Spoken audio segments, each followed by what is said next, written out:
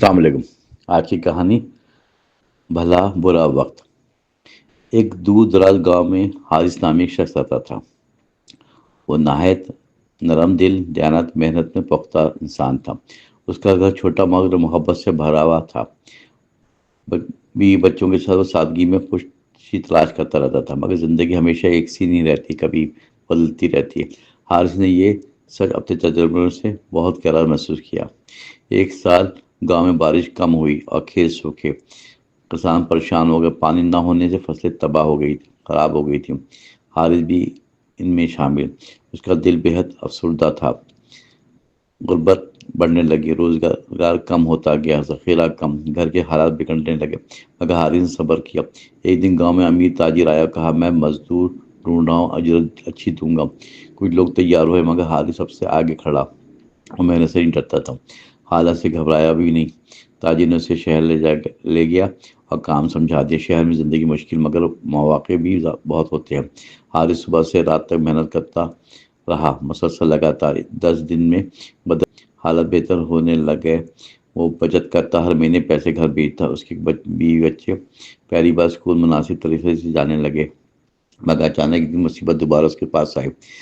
تاجر پر بڑا مالی دھوکہ ثابت ہوا اور کاروبار بیٹھ گیا، سارا عملہ نکالا گیا۔ حارث بے روزگار ہو گیا۔ اس نے سوچا جیسے خوشی آئی ویسی چلی بھی گیا، لیکن اس نے ہمت نہیں ہاری اور امید برقرار رکھی۔ شہر کی گلیوں میں روز نوکری کی تلاش جاری رکھی، کئی جگہ انکار، مگر وہ پھر آگے بڑھتا رہا۔ ایک دن اسے ایک پرانا دوست سکندر ملا اچانک۔ سکندر نے اسے پہچان لیا، پیار سے اسے گلے لگایا۔ اس نے کہا میں مدد کروں گا، فکر نہ کرو۔ سکندر نے اسے اپنی ورکشاپ میں کام پر رکھ لیا۔ تنخواہ کم تھی، مگر حالات سمجھنے لگے آہستہ آہستہ۔ حارث نے کہا برا وقت انسان کی اصل پہچان دکھاتا ہے اور بھلا وقت اس کی محنت کا صحیح نتیجہ دیتا ہے۔ ورکشاپ میں حارث نے نئی نئی چیزیں سیکھ لی مسلسل۔ وہ جلدی ہی محنت، اخلاق اور مہارت کا ماہر بن گیا۔ سکندر اس کی ذمہ داری بڑھا کر عزت بھی دی۔ اب حارث ایک عام مزدور نہیں بلکہ قابل کاریگر تھا۔ ایک سال شہر میں نمائش کا بڑا پروگرام ہوا تھا، بہترین کاریگر بلائے گئے اور ہنر دکھائے گئے۔ سکندر حارث کو نمائندہ بنا کر نمائش میں بھیجا۔ وہاں اس نے لکڑی کا خوبصورت ماڈل تیار کر کے دکھایا۔ ماڈل سب کو پسند آیا، لوگوں نے تعریف کی۔ ایک معروف تاجر نے اس سے ملاقات کی۔ فوراً اس نے کہا میں تمہیں میرے لیے یہی جیسی چیزیں باقاعدہ بنا سکتے ہو؟ حارث نے کہا جی ہاں، پہلے اپنے ملک سے بات کروں گا، پہلے اپنے مالک سے بات کروں گا۔ تاجر نے کہا تمہیں ہی مالک بنانا چاہتا ہوں۔ یہ سن کر حارث حیران ہوا، آنکھیں نرم ہوئی۔ فوراً اس نے سوچا واقعی انسان کا وقت بدلنے میں دیر نہیں لگتی۔ کل تک بے روزگار تھا، آج اسے کاروبار مل گیا۔ اس نے تاجر کا شکر ادا کیا اور دعا بھی دی۔ اس نے سکندر سے اجازت دی، مگر ساتھ کچھ پیش کیا۔ حارث نے کہا آپ نے مشکل وقت میں سہارا دیا، آپ کے بغیر میرا برا وقت کبھی نہیں گزر سکتا تھا۔ میرے کاروبار آپ کے ساتھ ہی شروع کروں گا انشاءاللہ۔ سکندر نے اسے گلے لگایا، آنکھوں میں خوشی تھی۔ دونوں نے مل کر ورکشاپ کو کمپنی میں بدلا۔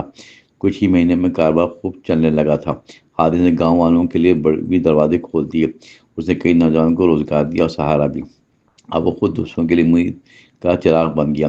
ایک دن اس نے اپنے بیٹے سے کہا پیار سے، بیٹا بھلا وقت شکر مانتا ہے اور برا وقت صبر۔ انسان دونوں میں کامیاب سے ایمان سے رہتا ہے۔ جو برا وقت برداشت کر لے اس کا بھلا وقت آ جاتا ہے۔ بیٹے نے باپ کی باتوں کو دل سے محسوس کیا۔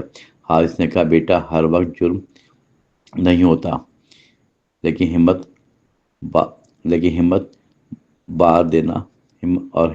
ہمت ہار دینا انسان کو سب سے بڑا جرم ہے۔ ایک شام وہ گاؤں گیا، اپنے پرانے گھر والوں سے ملا۔ گاؤں والوں نے اسے دیکھ کر خوشی سے استقبال کیا۔ انہوں نے کہا تم نے نام روشن کر دیا ہمارا۔ حارث نے مسکرا کر کہا یہ سب اللہ کی رحمت ہے۔